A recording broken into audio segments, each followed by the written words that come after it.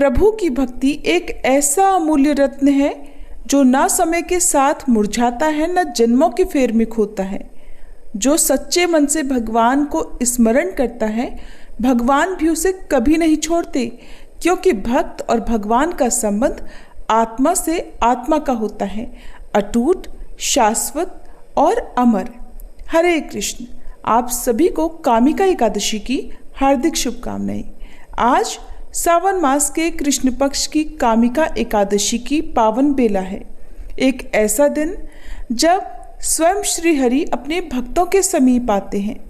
लेकिन इससे पहले कि हम इस पावन व्रत की कथा में प्रवेश करें, आइए पहले सुनते हैं एक ऐसे सच्चे भक्त की कथा जिसने अपने निष्कलंक श्रद्धा से भगवान को स्वयं प्रकट होने पर विवश कर दिया। भगवान जानते हैं कि मेरा ये भक्त निर्मल है, ये कोई छल कपट करना नहीं जानता, तो ऐसे में वो अपने ऐसे भोले भाले भक्त की रक्षा या भक्त की सहायता जरूर करते हैं। आज की कहानी एक ऐसे ही भोले भाले भक्त की कहानी है। भक्त धन्ना जी का जन्म मुंबई के पास में एक गांव में हुआ था और वे एक जाट घराने से संबंधित थे। धन्ना जी के माता पिता कृषि और पशुपालन करके अपना जीवन बिताया करते थे और उनके पास धन का बहुत अभाव था। जैसे ही धन्ना बड़ा हुआ, उसे भी पशु चराने के काम में लगा दिया। अब वह हर दिन अपने पशुओं को चराने के लिए दूर जंगल में जाने लगा। गांव के बाहर ही कच्चे तालाब के पास में एक ठाकुर जी का मंदिर था, जिसमें बहुत सारी ठाकुर जी की मूर्तियां रखी हुई थी। लोग हर दिन वहां आकर श्रद्धा से माथा टेकते और कुछ भेंट दक्षिणा अर्पण किया करते। धन्ना पंडित जी को ठाकुरों की पूजा करते, स्नान करवाते और फिर घंटियां बजवाते रोज देखा करता। अल्प बुद्धि का होने के कारण वो कुछ भी समझ नहीं पाता था। एक दिन धन्ना के मन में आया कि चलो देखते हैं कि ये सब क्या होता है। फिर उसने एक दिन मंदिर में जाकर पंडित जी से पूछ लिया कि पंडित जी, आप हर दिन मूर्तियों के आगे बैठकर क्या करते हो? पंडित जी ने बताया कि हम ठाकुर जी की सेवा करते हैं और ठाकुर जी की सेवा करने से सारी इच्छाएं पूर्ण हो जाती हैं। धन्ना ने सुना तो कहा, पंडित जी एक काम कीजिए, ये ठाकुर जी मुझे भी दे दो। भोले भाले धन्ना ने सोचा कि उनका परिवार बहुत गरीबी में जीवन बिताता है, शायद ठाकुर जी उनकी भी गरीबी दूर कर दें। इसी प्रकार सोचते हुए उसने पंडित जी से बार बार ठाकुर जी को लेने की जिद करनी शुरू कर दी। पंडित जी ने देखा तो सोचा कि ये बालक ऐसे नहीं मानेगा, तो उस बालक से छुटकारा पाने के लिए पंडित जी ने कपड़े में एक पत्थर को लपेट कर दे दिया। घर जाकर धन्ना ने पत्थर को ही ठाकुर समझकर उन्हें बड़े प्यार से स्नान कराया और फिर भोग लगाने के लिए कहने लगा। जब धन्ना ने देखा कि ठाकुर जी तो भोग ग्रहण ही नहीं कर रहे, तो वह उनसे बार बार प्रार्थना करने लगा। धन्ना ने ठाकुर जी के आगे कसम खाई कि ठाकुर जी, अगर आप नहीं खाएंगे तो मैं भी भूखा रहूंगा। मासूम धन्ना की ये जिद देखकर भगवान प्रकट हो गए और उसके द्वारा रखी गई लस्सी और रोटी का भोग लगा लिया। इस तरह धन्ना ने अपने भोलेपन में पूजा करने और साफ मन से पत्थर में भी भगवान को पा लिया। कुछ समय बीतने के बाद धन्ना को एक दिन लगा कि उसके माता पिता बूढ़े हो रहे हैं और वो अकेला नवयुवक था। उसे ख्याल आया कि ठाकुर जी की पूजा करके उन्हें प्रसन्न करके सब कुछ पाया जा सकता है, तो उसे ये भी जरूर करना होगा ताकि उसके घर की गरीबी दूर हो जाए और उनके घर में सुख आ जाए। ऐसा ही सोचकर वह एक बार फिर से ठाकुर जी के मंदिर में पंडित जी के पास गया और पंडित जी से ठाकुर जी को पाने की जिद करने लगा। पंडित जी ने पहले तो ठाकुर जी देने से मना कर दिया कि वो ठाकुर जी की पूजा अकेले नहीं कर पाएगा, और पंडित जी ने यह भी कहा कि दूसरा तुम अनपढ़ हो, तीसरा ये कि ठाकुर जी तो मंदिर के बिना कहीं भी नहीं रहते, इसलिए वो तुम्हारे घर जाकर प्रसन्न ही नहीं होंगे। इसलिए धन्ना तुम जिद मत करो और अपने खेतों की देखभाल करो। ब्राह्मण का धर्म है पूजा पाठ करना और जाट का काम है अनाज पैदा करना। पंडित जी की बात सुनकर धन्ना टस से मस नहीं हुआ और वो जिद करता रहा। जब वो जिद करता रहा तो अपनी पिटाई के डर से पंडित जी ने जो शालिग्राम जी के मंदिर में एक फालतू पत्थर पड़ा हुआ था उसी को उठाकर धन्ना को दे दिया और पूजा पाठ की विधि भी बता दी। ठाकुर जी को पाकर पूरी रात धन्ना को नींद नहीं आई। बेचैनी से करवटें बदलता हुआ पूरी रात सोचता रहा कि वो ठाकुर जी को ले तो आया है, अब ठाकुर जी को कैसे प्रसन्न करेगा और उनसे क्या क्या मांगेगा। सुबह उठकर अपने नहाने के बाद उसने ठाकुर जी को स्नान कराया, भक्ति भाव से बैठकर लस्सी बनाई, मक्खन निकाला और फिर रोटी पकाई और एक बर्तन में रखकर ठाकुर जी से प्रार्थना करने लगा, हे प्रभु भोग लगाओ, मुझ गरीब के पास तो ये रोटी लस्सी और मक्खन ही मिलेगा, इसके अलावा तो मेरे पास भोग लगाने के लिए कुछ भी नहीं है। प्रभु भोग लगाओ, अभी तो मेरे पास बस यही चीजें हैं, जब आप और भी चीजें दोगे तो आपके आगे वो भी रख दूंगा। अब धन्ना बैठकर ठाकुर जी को देखता रहा, भला पत्थर भोजन कैसे करे। अब तक तो धन्ना ने मंदिर में यही देखा था कि पंडित जी ठाकुर जी को भोग लगाते थे और उसके कुछ देर बाद ही वो भोग सारा वहां से गायब हो जाता था। भोला भाला धन्ना सोचता था कि शायद ठाकुर जी ने सारा भोग ग्रहण कर लिया है, बल्कि होता ये था कि पंडित जी भोग का बहाना बनाकर सारी सामग्री अपने घर ले जाते थे। भोले भाले बालक को इस बात की जानकारी नहीं थी। जब उसने देखा कि भगवान के आगे तो भोग ऐसे ही रखा हुआ है तो वह बड़ा बेचैन होकर कहने लगा, हे प्रभु क्या बात है, आप भोग क्यों नहीं लगा रहे? क्या आप जाट के हाथ का प्रसाद नहीं खाते? मंदिर में तो आप पंडित जी के हाथों से तुरंत ही भोग स्वीकार कर लेते थे, इतनी देर भी नहीं लगाते थे। और अगर आज आपने ये प्रसाद नहीं खाया तो मैं मर जाऊंगा, लेकिन आपके बगैर नहीं खाऊंगा। भगवान जानते थे कि ये मेरा भक्त तो बहुत निर्मल है, बिल्कुल भी छल कपट नहीं जानता, अब तो मुझे प्रकट होना ही पड़ेगा। 1 घंटा और बीतने के बाद धन्ना ने क्या देखा कि सामने कान्हा जी विराजमान है, कमर में मुरली खोसी हुई है, सिर पर मुकुट विराजमान है और बड़े प्यार से रोटी मक्खन के साथ खा रहे हैं और साथ ही साथ लस्सी भी पी रहे हैं। भोजन ग्रहण करने के बाद भगवान बोले, धन्ना जो इच्छा है मांग लो, मैं तुम पर बहुत प्रसन्न हूं। धन्ना ने हाथ जोड़कर भगवान से प्रार्थना की कि प्रभु जो आपकी भक्ति करते हैं आप तो उनके सारे काम संवार देते हैं, मुझे गेहूं दाल और घी भी दीजिए, मैं खुश हो जाऊंगा। और अगर और भी अधिक देना चाहते हो तो जूता कपड़े 7 तरह के अनाज, गाय भैंस, सवारी करने के लिए घोड़ी और घर की देखभाल करने के लिए एक सुंदर नारी भी मुझे दे दो। धन्ना के ये वचन सुनकर भगवान हंस पड़े और बोले, ये सारी चीजें तुम्हें मिल जाएंगी। भगवान बोले, और कुछ चाहिए तो बताओ। भगवान से धन्ना कहने लगा, प्रभु मैं जब भी आपको याद किया करूं बस आप मुझे अपने दर्शन दे दिया कीजिएगा, और अगर मुझे किसी और बात की जरूरत हुई तो जरूर बताऊंगा। तथास्तु कहकर भगवान ने उत्तर दिया।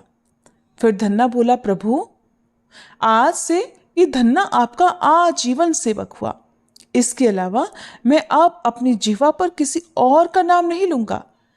धन्ना ये सारी वस्तुएं पाकर खुशी से पागल हो गया। उसने आंखें बंद कर ली और जब आंखें खोली तो देखा भगवान तो वहां पर थे ही नहीं, और बल्कि वहां पर पत्थर के वो शालिग्राम पड़े हुए थे जिनकी पूजा वह हर दिन करता था। उसने बर्तन में बचा हुआ प्रसाद खुद खाया और प्रसाद खाते ही उसे तीनों लोकों का ज्ञान हो गया। भगवान के दर्शनों के कुछ दिन बाद ही धन्ने के घर में सारी खुशी आ गई। उसका एक अमीर घराने में विवाह हो गया। उसकी बिना बोई भूमि पर भी फसल लहलहा गई। उसने जो जो चीज भगवान से मांगी थी वो सब कुछ मिल गई। इसी तरह से भगवान पर विश्वास रखकर बिना छल कपट किए, मन में कोई द्वेष की भावना रखे बिना अगर भक्ति की जाए तो भगवान बिना कुछ मांगे भी बहुत कुछ दे देते हैं। भगवान जानते हैं कि उनके भक्त को कब, क्या और कितना देना है। सभी प्रेम से बोलिए भक्त वत्सल भगवान की जय, भक्त धन्ना जाट की जय। आइए अब सुनते हैं कामिका एकादशी की दिव्य कथा। हस्तिनापुर की राजसभा आज फिर एक बार दिव्य आलोक से प्रकाशित है।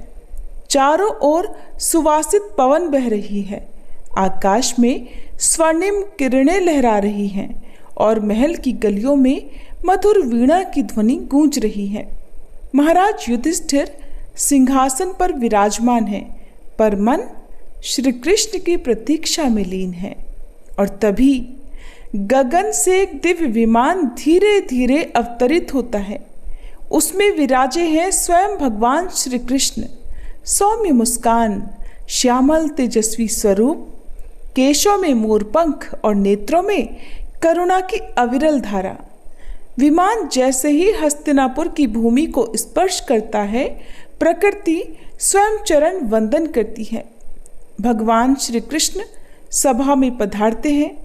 धर्मराज उन्हें प्रणाम करते हैं और निवेदन करते हैं, हे माधव, कृपा कर हमें आज उस एकादशी की कथा सुनाइए जिसका स्मरण भी पापों का नाश कर देता है। तब श्याम सुंदर मधुसूदन मुस्कुराते हैं और कहते हैं, राजन, अब मैं तुम्हें कामिका एकादशी की कथा सुनाता हूँ जो कलयुग में मनुष्यों के लिए अमोघ व्रत है। कलयुग के इस समय में जब मनुष्य पापों में अनजाने ही उलझा रहता है, जब हृदय में अशांति, जीवन में क्लेश और कर्म में उलझन होती है, ऐसे समय में कामिका एकादशी वो दिव्य ज्योति है जो मन को पवित्र करती है, समस्त पापों को हरती है और भगवत कृपा को सहज बना देती है। जो श्रद्धा से इस कथा को सुनता है उसके हृदय में भक्ति का बीज पनपता है और धीरे धीरे वह भक्त भगवत संयोग की ओर अग्रसर हो जाता है। तो आइए प्रिय श्रोताओं, अब मन को स्थिर करें, नेत्रों को बंद करें और कल्पना करें उस दिव्य सभा की जहाँ भगवान श्री कृष्ण स्वयं व्रत की महिमा का वर्णन कर रहे हैं, जहाँ हर शब्द में मुक्ति का मंत्र है और हर कथा में भक्ति की वर्षा। सभी प्रेम से बोलिए श्री कृष्ण भगवान की जय, कामिका एकादशी की जय। एक बार धर्मराज युधिष्ठिर ने भगवान श्री कृष्ण से पूछा, हे गोविंद वासुदेव, आपको नमस्कार है। श्रावण के कृष्ण पक्ष में कौन सी एकादशी होती है? अब कृपया उसका भी वर्णन कीजिए। तब भगवान श्री कृष्ण बोले, राजन सुनो, मैं तुम्हें एक पाप नाशक उपाख्यान सुनाता हूँ जिसे पूर्व समय में ब्रह्मा जी ने नारद जी के पूछने पर कहा था। नारद जी ने प्रश्न किया कि भगवान कमलासन, मैं आपसे ये सुनना चाहता हूँ कि श्रावण के कृष्ण पक्ष में जो एकादशी होती है उसका क्या नाम है, उसके कौन से देवता हैं और उससे कौन सा पुण्य मिलता है? प्रभु ये सब बताइए। तब ब्रह्मा जी ने कहा, नारद सुनो, मैं संपूर्ण लोकों के हित की इच्छा से तुम्हारे प्रश्न का उत्तर दे रहा हूँ। श्रावण मास में जो कृष्ण पक्ष की एकादशी होती है उसका नाम कामिका है। उसके स्मरण मात्र से वाजपेय यज्ञ का फल मिलता है। उस दिन श्रीधर, हरि, विष्णु, माधव और मधुसूदन आदि नामों से भगवान का पूजन करना चाहिए। भगवान श्री कृष्ण के पूजन से जो फल मिलता है वह गंगा, काशी, नैमिषारण्य तथा पुष्कर क्षेत्र में भी सुलभ नहीं है। सिंह राशि के बृहस्पति होने पर तथा व्यतिपात और दंड योग में गोदावरी स्नान करने से जिस फल की प्राप्ति होती है वही फल भगवान श्री कृष्ण के पूजन से भी मिलता है। जो समुद्र और वन सहित समूची पृथ्वी का दान करता है और जो कामिका एकादशी का व्रत करता है वे दोनों समान फल के भागी माने गए हैं। जो ब्याई हुई गाय को अन्यान्य सामग्रियों सहित दान करता है उस मनुष्य को जिस फल की प्राप्ति होती है वही कामिका का व्रत करने वाले को मिलता है। जो नरश्रेष्ठ श्रावण मास में भगवान श्रीधर का पूजन करता है उसके द्वारा गंधर्वों और नागों सहित संपूर्ण देवताओं की पूजा हो जाती है। अतः पाप भीरु मनुष्यों को यथाशक्ति पूरा प्रयत्न करके कामिका एकादशी के दिन श्री हरि का पूजन करना चाहिए। जो पाप रूपी पंख से भरे हुए संसार समुद्र में डूब रहे हैं, उनका उद्धार करने के लिए कामिका का व्रत सबसे उत्तम है। अध्यात्म विद्या परायण पुरुषों को जिस फल की प्राप्ति होती है, उससे बहुत अधिक फल कामिका व्रत का सेवन करने वालों को मिलता है। कामिका एकादशी का व्रत करने वाला मनुष्य रात्रि में जागरण करके न तो कभी भयंकर यमराज का दर्शन करता है और न ही कभी दुर्गति में पड़ता है। लाल मणि, मोती, वैदूर्य और मूंगे आदि से पूजित होकर भी भगवान विष्णु वैसे संतुष्ट नहीं होते जैसे तुलसी दल से पूजित होने पर होते हैं। जिसने तुलसी की मंजरियों से श्री केशव का पूजन कर लिया है, उसके जन्म भर का पाप निश्चय ही नष्ट हो जाता है। जो दर्शन करने पर सारे पाप समुदाय का नाश कर देती है, स्पर्श करने पर शरीर को पवित्र बनाती है, प्रणाम करने पर रोगों का निवारण करती है, जल से सींचने पर यमराज को भी भय पहुंचाती है, आरोपित करने पर भगवान श्री कृष्ण के समीप ले जाती है और भगवान के चरणों में चढ़ाने पर मोक्ष रूपी फल प्रदान करती है, उस तुलसी देवी को नमस्कार है। जो मनुष्य एकादशी को दिन रात दीप दान करता है, उसके पुण्यों की संख्या स्वयं चित्रगुप्त महाराज भी नहीं जानते। एकादशी के दिन भगवान श्री कृष्ण के सम्मुख जिसका दीपक चलता है, उसके पितर स्वर्गलोक में स्थित होकर अमृत पान से तृप्त होते हैं। घी अथवा तिल के तेल से भगवान के सामने दीपक जलाकर मनुष्य देह त्यागने के बाद करोड़ों दीपकों से पूजित होकर स्वर्गलोक में जाता है। भगवान श्री कृष्ण कहते हैं, हे युधिष्ठिर, ये तुम्हारे सामने मैंने कामिका एकादशी की महिमा का वर्णन किया है।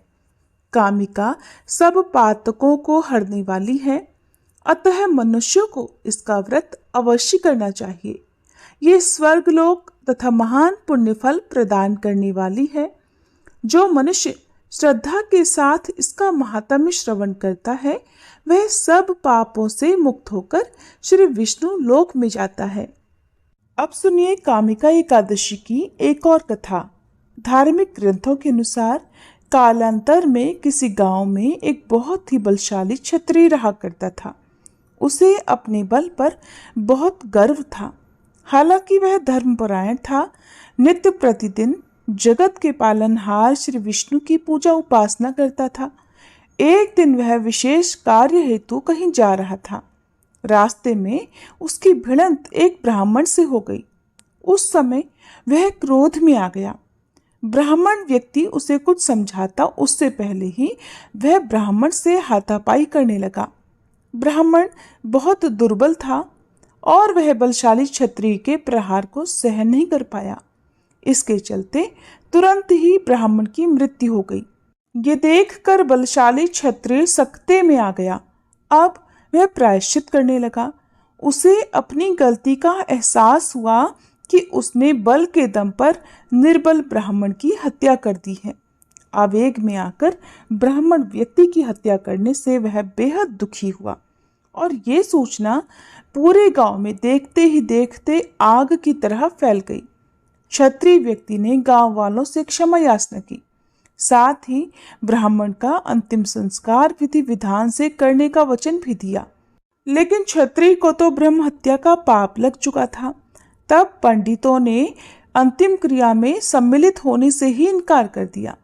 उस समय क्षत्रिय ने सभी ब्राह्मणों के पैरों में गिड़गिड़ाकर उनसे ब्रह्महत्या दोष निवारण के लिए उपाय जानना चाहा। तब पंडितों ने कहा कि ब्रह्महत्या दोष का प्रायश्चित करने के पश्चात ही हम लोग आपके घर पर भोजन ग्रहण करेंगे। ये सुनकर क्षत्रिय ने ब्रह्महत्या दोष प्रायश्चित करने का उपाय पूछा। पंडितों ने कहा कि सावन मास के कृष्ण पक्ष की एकादशी तिथि को विधि विधान से जगत के पालनहार भगवान श्री हरि की पूजा उपासना करो। साथ ही ब्राह्मणों को भोजन कराओ और दान दक्षिणा दो। ऐसा करने से तुम ब्रह्म हत्या दोष से मुक्त हो जाओगे। उसके बाद क्षत्रिय ने ब्राह्मण व्यक्ति का दाह संस्कार किया। ब्राह्मणों के वचनानुसार सावन मास के कामिका एकादशी तिथि पर क्षत्रिय ने विधि विधान से भगवान विष्णु की पूजा उपासना की। साथ ही ब्राह्मणों को भोजन कराकर यथासंभव दान दक्षिणा भी दी। उसी रात क्षत्रिय के सपने में भगवान विष्णु आकर बोले कि मैं तुम्हारी भक्ति से प्रसन्न हूँ। आज के दिन तुमने विधि विधान से मेरी पूजा की है। इस व्रत के पुण्य प्रताप से तुम्हें ब्रह्म हत्या दोष से मुक्ति मिल गई है। माना जाता है कि यदि अपने पापों का प्रायश्चित करने और भविष्य में कभी ऐसी गलती ना दोहराने के लिए सच्चे मन से यदि कामिका एकादशी का व्रत रखा जाए तो जाने अनजाने में किए गए हर पाप से मुक्ति मिल जाती है। जैसे जैसे श्री कृष्ण की वाणी सभा में गूंजती रही, धर्मराज युधिष्ठिर सहित सभी श्रोता एक गहरे भक्ति भाव में डूबते गए। हर शब्द मानो अमृत बनकर अंतःकरण को शुद्ध करता गया और जब कथा पूर्ण हुई तब कुछ क्षणों तक सभा मौन रही, क्योंकि वह मौन श्रद्धा का, कृतज्ञता का और आत्मा के परम विश्राम का था।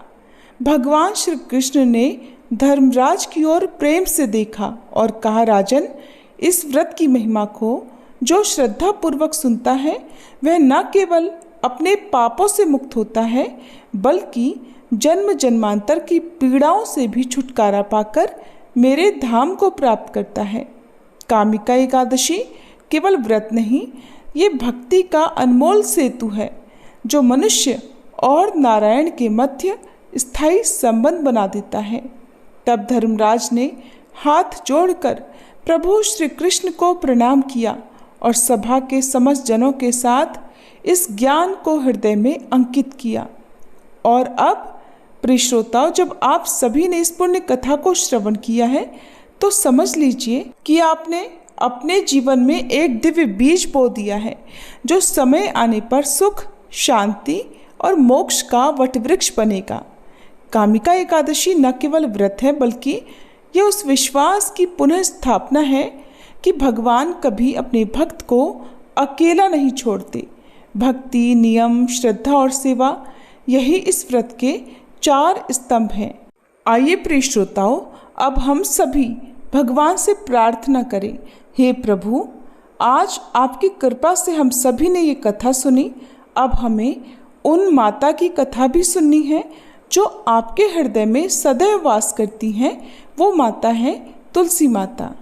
तो आइए प्रिय श्रोताओं, अब कथा के इस दिव्य प्रवाह में आगे बढ़ते हैं और सुनते हैं तुलसी माता की महिमा की अद्भुत कथा, जिसके बिना एकादशी व्रत अधूरा माना जाता है, क्योंकि जहाँ तुलसी नहीं वहाँ हरि भी नहीं।